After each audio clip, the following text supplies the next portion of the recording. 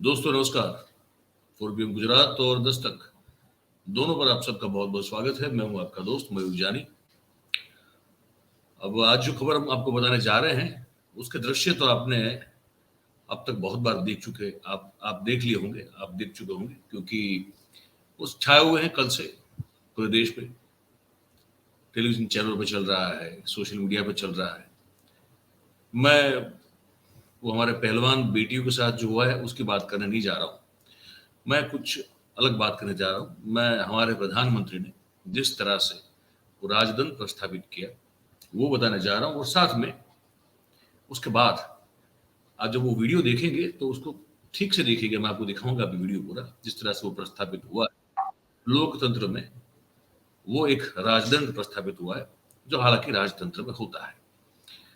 तो वो दृश्य जब आप देखेंगे उसके बाद में कुछ चीजें जो मैंने एनालाइज की है वो आपको बताऊंगा। आप मुझे फिर बताइएगा कि आपको कैसा लगा। और उसके बाद नई संसद को लेकर जो थोड़ी बहुत एक जानकारी है, मुझे लगता है कि वो आप तक मुझे पहुंचानी चाहिए। तो वो भी जो है उनके दृश्य दिखाते मैं आपको बताऊंगा। तो पहले आप सबसे गुजारिश ये है कि अगर आप देखना शुरू कर चुके हैं, जितने लोग जुड़ चुके हैं, तो अभी अभी जो है वीडियो के लिंक जो है शेयर कर दीजिए सबसे, तो लोग जो है ज्यादा से ज्यादा लोग तक हम पहुंच पाए। तो पहले तो भाई ये जो है आप देख लिए, ये राजदंड को लोकसभा में स्पीकर के चेयर के बिल्कुल पास स्थापित करने की जो पूरी प्रक्रिया है, ध्यान से इसको देखिएगा।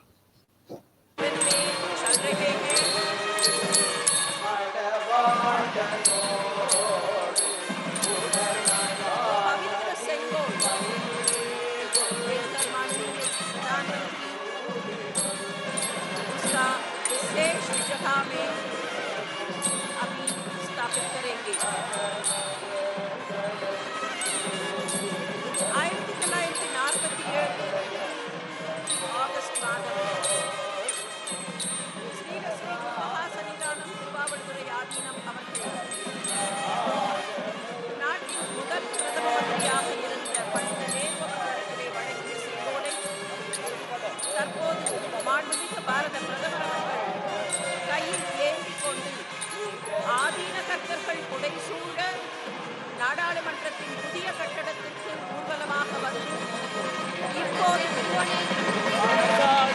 அந்த புனித செங்கோலை அதற்கான உரிய இடத்தில் ஸ்தாபிதம் செய்கிறார்கள்। माननीय प्रधानमंत्री ने सेंगोल को विशेष जगह में स्थापित कर रहे हैं। அரசாழ்வர் ஆணை நமதே என்கிற கோளறு பதிகத்தின் வரிகள் இப்போது பாடப்பெற்றுக் கொண்டிருக்கின்றன। माननीय प्रधानमंत्री ने अभी रोशनी कर रहे हैं। நாடாளுமன்றத்தின் புதிய கட்டடம் திறக்கப்படுவது உணர்வுபூர்வமாக விளக்குகிற வகையில் மாண்புமிகு பிரதம மந்திரி அவர்கள் பஞ்சமுக தீபம் ஏற்றி மங்களமும் ஒளியும் சேர்த்து கொண்டிருக்கிறார்கள்।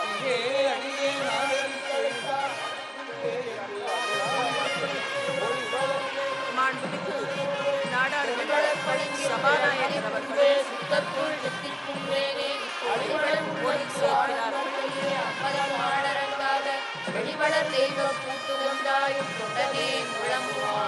माननीय प्रधानमंत्री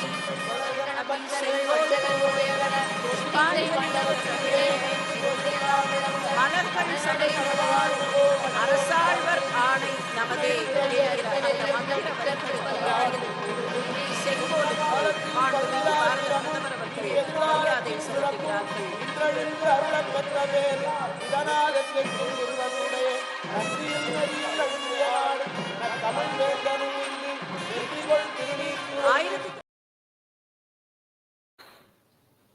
ये पूरा दृश्य आपने देखा।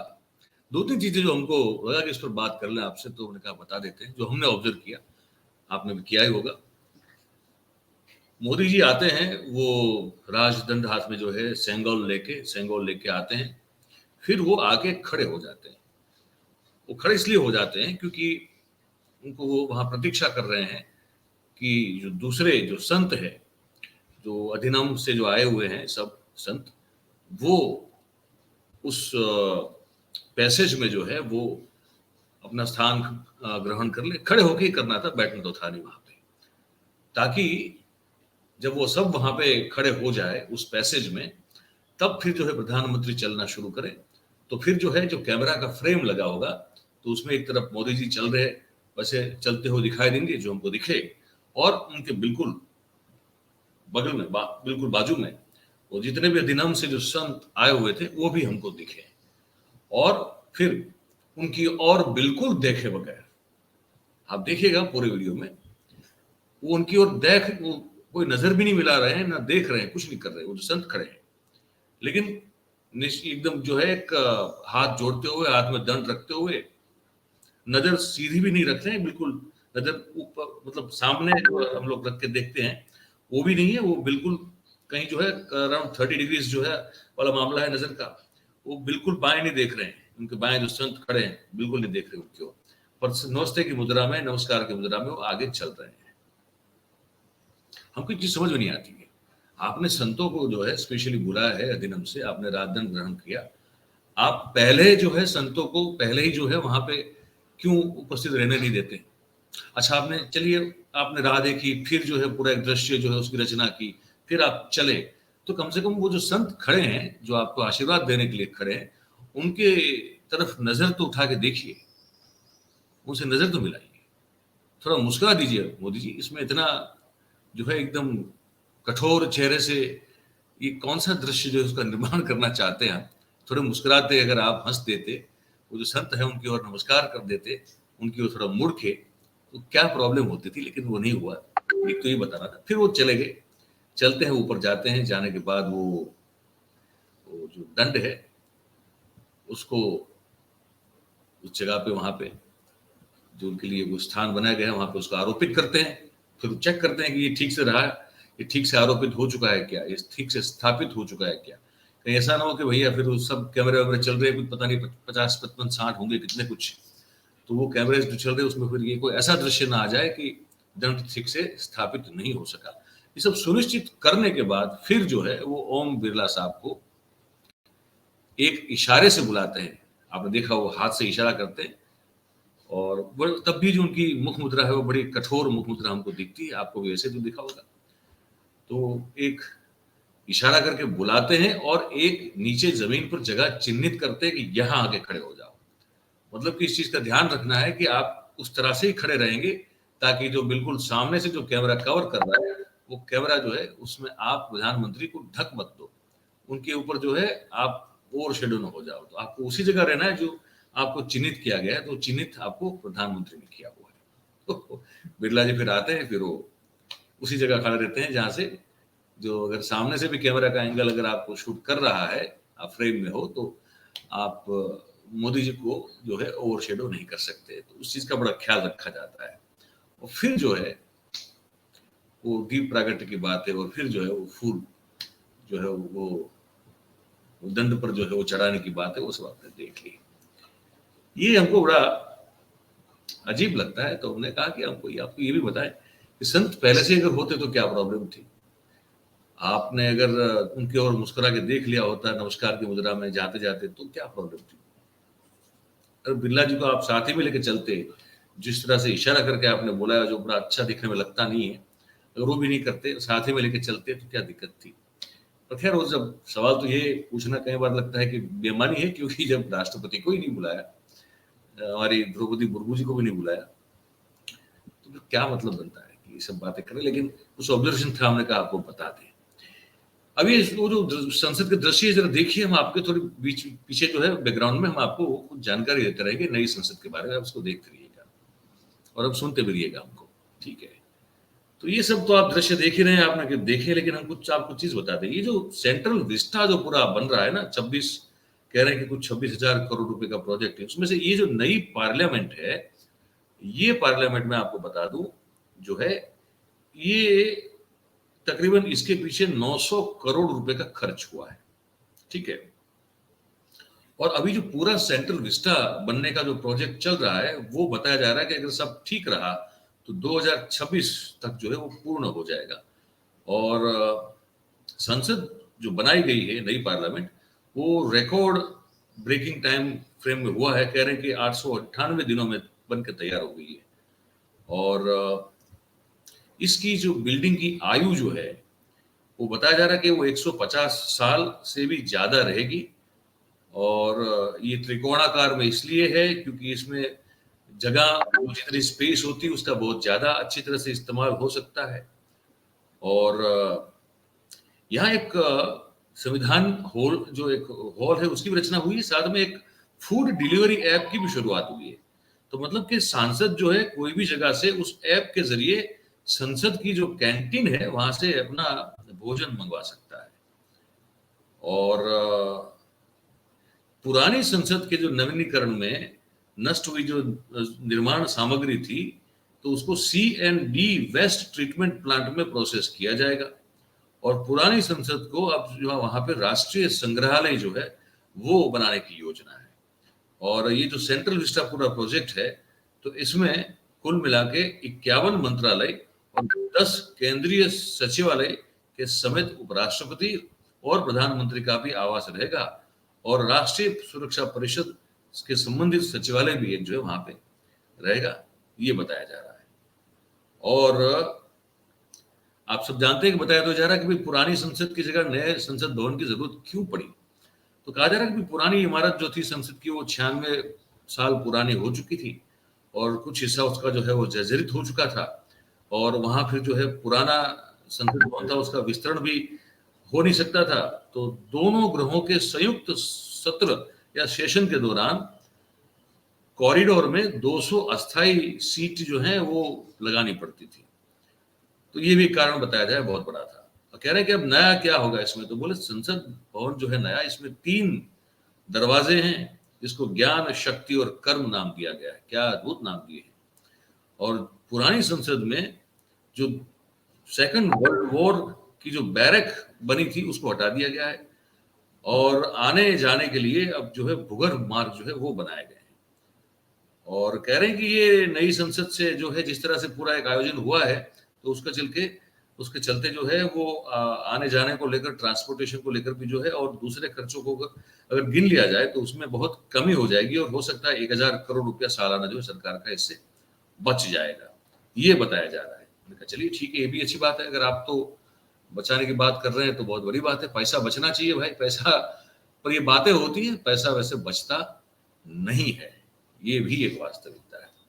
अब इंडिया गेट का क्या होगा, ये अगर सवाल आपके मन में हो, तो इंडिया गेट का जो है उसका समावेश सेंट्रल विस्टा की यादी जो है उसमें है। तो जैसे और भी हेरिटेज साइट्स हैं, उसमें इंडिया गेट भी होगा, पार्लियामेंट जो पुरानी होगी वो भी होगी, और नॉर्थ और साउथ ब्लॉक तो है ही है, और नेशनल आर्काइव जो है वो, ये सब इनमें से किसी को भी तोड़ा नहीं जाएगा। और कुछ लोग चिंता कर रहे हैं कि भाई जो हरियाली जो है वो खत्म हो सकती है राजपथ की। तो कह रहे हैं कि नहीं, उसके बगल में जो एक जमीन का प्लॉट है, तो उस प्लॉट में 20,000 चौरस स्क्वायर, मतलब 20,000 स्क्वायर मीटर जो है, उस प्लॉट में उतनी और हरियाली बढ़ाई जाएगी। तो कुल मिला के ये इलाका जो है 1 लाख स्क्वायर मीटर का हो जाएगा। और पूरे इस विस्तार में कह रहे हैं कि 3 प्रकार के पौधे लगाए जाएंगे और वृक्ष भी लगाए जाएंगे, जिसमें बेरी, पाइन और देवदार का वृक्ष शामिल है। और सदन के अंदर की जो हवा है उसकी गुणवत्ता बाहर की हवा की गुणवत्ता में अगर तुलना कर लें तो 8 से 10% जो है वो अच्छी होगी। और आने जाने का जो विस्तार है कम्यूटिंग का, तो कह रहे हैं कि वो रायसीना हिल्स तक जो है उसको विस्तृत किया जाएगा। और 80,000 स्क्वायर मीटर में इसमें नॉर्थ ब्लॉक और साउथ ब्लॉक का भी समावेश किया जाएगा। अब नया संसद भवन जो बना है, तो उसमें 1272 सांसद जो है गृह में एक साथ बैठ सकेंगे। तो सीटें हैं वो पहले से और चौड़ी बनाई गई है। ठीक है, अब देखिए 2026 में राज्यसभा और लोकसभा की जो सीटें हैं उसको फिर से शेड्यूल करने का निर्णय ले लिया गया है, ये तो आप जानते ही होंगे। ठीक है, अब उसी के चलते उसको ध्यान में रखते हुए नई संसद बनाई गई है।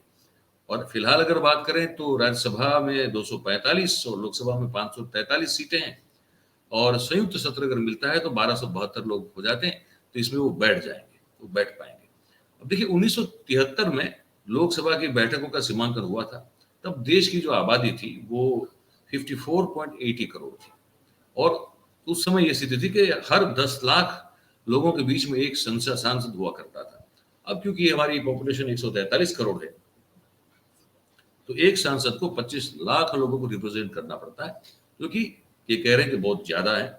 तो इसीलिए अब डिलिमिटेशन जो है सीटों का होगा, और उसमें उसके चलते जो सीटें बढ़ाई जाएंगी, तो वो उस चीज को नजर में रखते हुए इसका नई संसद का आयोजन जो है पूरा किया गया है।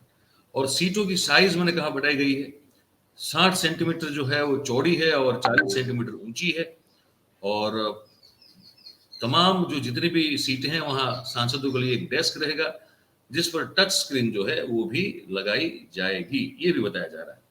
और ये जो नई इमारत है वो विद्युत की बचत करेगी, ये बताया जा रहा है। इस नए भवन में ड्रीप इरिगेशन सिस्टम है, और उसी के चलते पानी की बचत होगी, और जो भी पेड़ पौधे होंगे उनको समय समय पर पानी मिलता रहेगा, और इसमें बहुत कम बिजली जो है उसका इस्तेमाल होगा, ये बताया जा रहा है। क्योंकि इसको ऐसे बनाया गया है कि सूर्य प्रकाश अंदर तक पहुंचे, और इसीलिए जो इलेक्ट्रिसिटी से जो हम लोग रोशनी पैदा करते हैं उसकी जितनी हो सके उतनी कम जरूरत पड़े, ये व्यवस्था की गई। और green rating for integrated habitat assessment जो है उसने इस पूरी व्यवस्था को 5 स्टार दिए हुए हैं, रैंकिंग की अगर बात करें तो।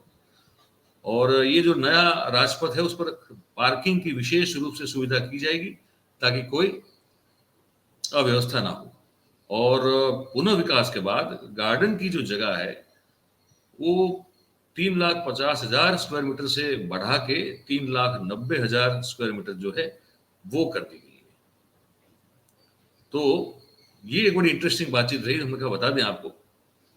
तो कुल मिला के अब ये भी जानकारी आपके लिए जरूरी है कि भाई नई संसद में आखिर है क्या, कैसा, और क्या क्या चीजें ऐसी हैं जो आपको पता होनी चाहिए।